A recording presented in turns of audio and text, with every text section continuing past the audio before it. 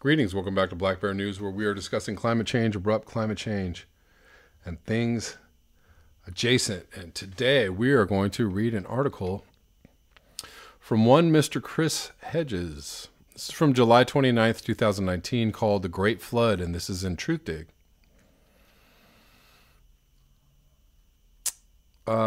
In 2017, Chris Hedges wrote about American society's refusal to confront climate change and sea rise, now in a month when a hurricane flooded parts of Louisiana and other states, and when the Mississippi and some other rivers were at menacing levels. TruthDig reposts that September 10th, 2017 column. A new article by Hedges will appear August 12th after he returns from vacation. So this is an older article, originally from September 10th, 2017. How many times will we rebuild Florida cities, Houston, coastal New Jersey, New Orleans, and other population centers ravaged by storms, lethally intensified by global warming? At what point, surveying the devastation and knowing more is inevitable, will we walk away, leaving behind vast coastal dead zones? Will we retreat even further into magical thinking to cope with the fury we have unleashed from the natural world? Or will we respond rationally and radically alter our relationship to this earth that gives us life? Civilizations over the past 6,000 years have unfailingly squandered their futures through acts of colossal stupidity and hubris. We are probably not an exception. The physical ruins of these empires, including the Mesopotamian, Roman, Mayan, and Indus, litter the earth. They elevated during acute distress, inept and corrupt leaders who channeled anger, fear, and dwindling resources into self-defeating wars and vast building projects. The ruling oligarchs, driven by greed and hedonism, retreated into privileged compounds, the Forbidden City, Versailles, and hoarded wealth as their populations endured mounting misery and poverty. The worse it got, the more the people lied to themselves and the more they wanted to be lied to. Reality was too painful to confront. They retreated into what anthropologists called crisis cults, which promised the return of the lost world through magical beliefs.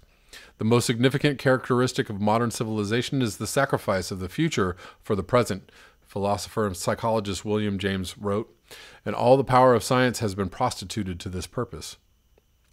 We are entering this final phase of civilization, one in which we are slashing the budgets of the very agencies that are vital to prepare for the devastation ahead: the National Oceanographic and Atmospheric Administration, the Federal Emergency Management Administration, and the Environmental Protection Agency, along with programs at the National Aeronautics and Space Administration dealing with climate change.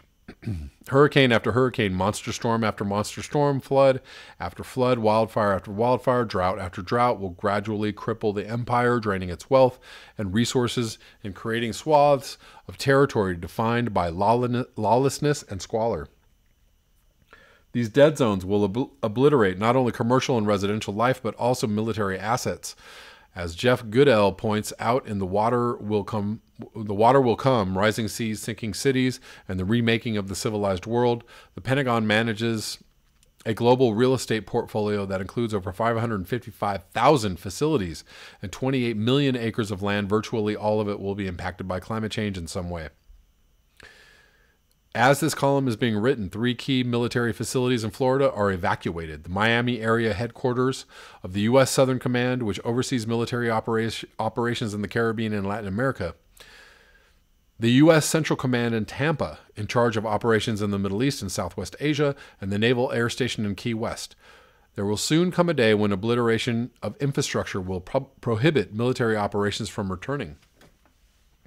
Add to the list of endangered military installations Eglin Air Force Base in Florida, in the Florida Panhandle, the U.S. Missile Base in the Marshall Islands, the U.S. Naval Base in Diego Garcia, numerous other military sites in coastal areas, and it becomes painfully clear that the existential peril facing the empire is not in the Middle East, but in the seas and the skies. There are 128 U.S. military installations at risk from rising sea levels, including Navy, Air Force, Marine, and Army facilities in Virginia. Giant vertical rulers dot the highway outside the Norfolk Naval Base to allow motorists to determine if the water is too deep to drive through. In 2 decades, maybe less, the main road to the base will be impassable at high tide daily. I did not know that. Cities across the globe, including London, Shanghai, Rio de Janeiro, Mumbai, Lagos, Copenhagen, New Orleans, San Francisco, Savannah, Georgia, and New York, will become modern-day versions of Atlantis, along with countries such as Bangladesh and the Marshall Islands and large parts of New Zealand and Australia. There are 90 coastal cities in the U.S. that endure chronic flooding, a number that is expected to double in the next 2 decades. National economies will go into tailspins as wider and wider parts of the globe suffer catastrophic systems breakdown. Central authority and basic services will increasingly be non-existent. Hundreds of millions of people desperate for food, water, and security will become climate refugees. Nuclear power plants, including Turkey Point, which is on the edge of the Biscayne Bay south of Miami, will face meltdowns such as the accident that occurred in the Fukushima nuclear plant in Japan after it was destroyed by an earthquake and tsunami. These plants will spew radioactive waste into the sea and air. Exacerbated by the disintegration of the polar ice caps, the catastrophes will be too overwhelming to manage. We will enter what James Howard Kunstler calls the long emergency. When that happens, our experiment in civilization might approach an end. The amount of real estate at risk in New York is mind-boggling. 72,000 buildings worth over $129 billion stand in flood zones today, with thousands more buildings at risk with each foot of sea level rise, writes Goodell.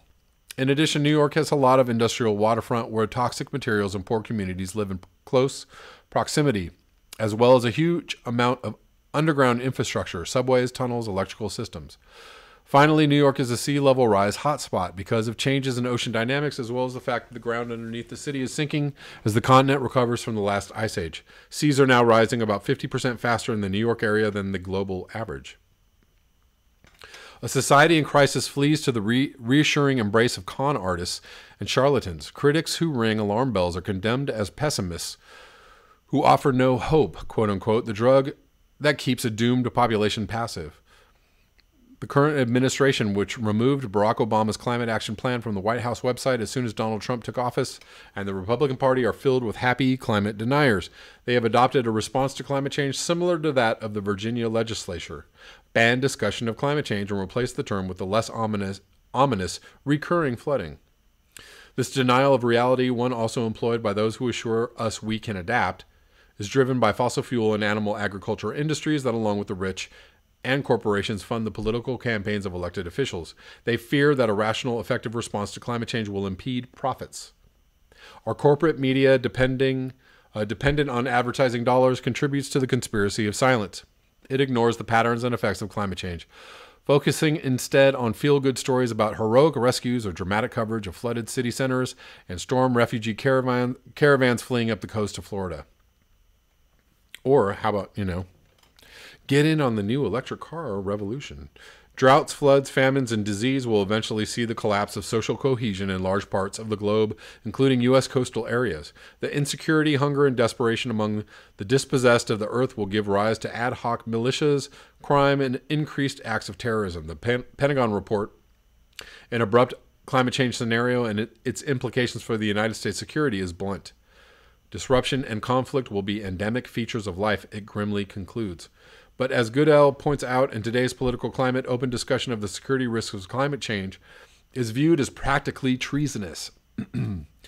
When, in 2014, then Secretary of State John Kerry called climate change perhaps the world's most fearsome weapon of mass destruction and compared it to the effects of terrorism, epidemics, and poverty, the right-wing trolls from John McCain to Newt Gingrich went into a frenzy. Gingrich called for Kerry's resignation because a delusional Secretary of State is dangerous to our safety. James Woolsey, the former head of the CIA, wrote in a climate change report for the Pentagon titled The Age of Consequences, the foreign policy and national security implications of global climate change.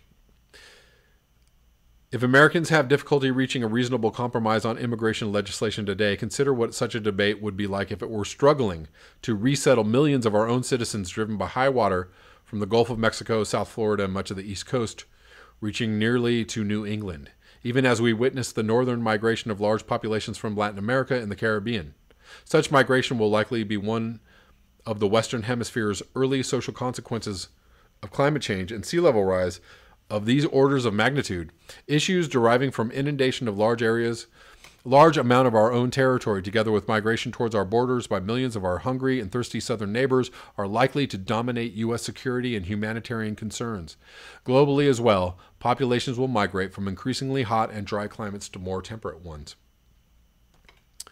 We will act like most patients with a terminal disease as they struggle to confront their imminent mortality. The gradual diminishing of space, perception, and strength will weaken our capacity to absorb reality. The end will be too horrible to contemplate. The tangible signs of our demise will be obvious, but this will only accelerate our retreat into delusional thinking. We will believe ever more fervently that the secular gods of science and technology will save us. As Goodell writes, people will notice higher tides that roll in more and more frequently. Water will pool longer in streets and parking lots. Trees will turn brown and die as they suck up salt water. We will retreat to higher ground, cover our roofs with solar panels, finally stop using plastic and go vegan, but it will be too late. As Goodell writes, even in rich neighborhoods, abandoned houses will linger like ghosts, filling with feral cats and other refugees looking for their own higher ground. The water will continue to rise. It will have a metallic sheen and will smell bad. Goodell writes, kids will get strange rashes and fevers. More people will leave low areas. Seawalls will crumble. In a few decades, low-lying neighborhoods will be knee-deep. Wooden houses will collapse into a sea of soda bottles, laundry detergent jugs, and plastic toothbrushes. Human bones floated out of caskets will be a common sight.